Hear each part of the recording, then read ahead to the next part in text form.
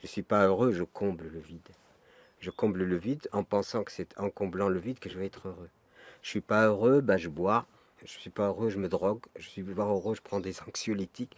Je ne suis pas heureux, je bouffe beaucoup, etc. etc. Je consomme. Oui, c'est-à-dire c'est comment combler un vide psychologique énorme.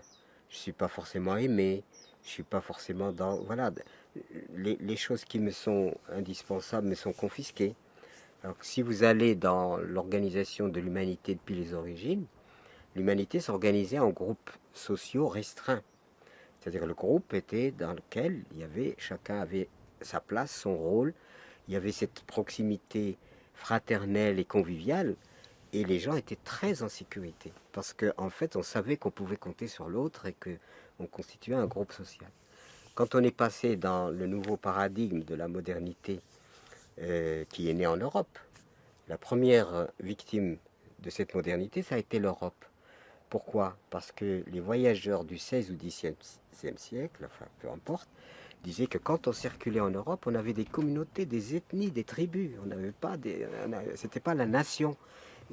Et c'est de là qu'on a reçu toute cette richesse de folklore, d'architecture diverses, de comportements divers, de coutumes diverses, etc.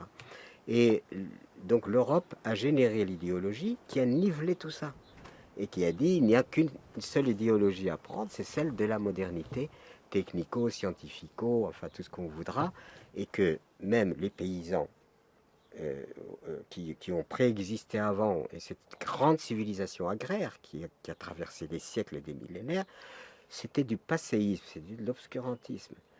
Soyons sérieux, maintenant soyons modernes. Comme si les autres civilisations n'avaient aucune valeur.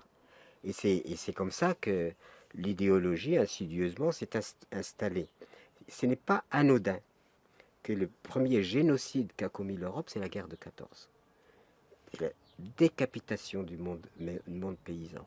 On appelle ça une guerre. Non, ce n'est pas une guerre. C'est un vrai génocide. Alors toute cette civilisation dite agraire a été évaluée. Ce qui fait qu'on disait même, on en sait toujours assez pour faire un paysan. Un paysan, mais c'est un ignorant, c'est un pauvre type. Voilà. Sauf que quand il n'y a plus rien à bouffer, tout le monde se souvient du cousin à la campagne. Bon, moins maintenant, parce qu'il y a de moins en moins de paysans. Et ça a été une horreur que de détruire cette authentique organisation humaine qui était magnifique, qui reposait sur les réalités tangibles terrestres dont tout le monde a besoin. Je crois qu'on peut se passer de tout, sauf de manger, sauf de la terre, etc. Et du coup, ben, on est aujourd'hui dans une phase historique qui pose énormément de problèmes parce que le grand problème aujourd'hui, est-ce que ça rejoint un peu la formule de Fournier. Jamais cette formule de Fournier n'a été aussi puissante. Nous ne savons pas où nous allons, mais nous y allons.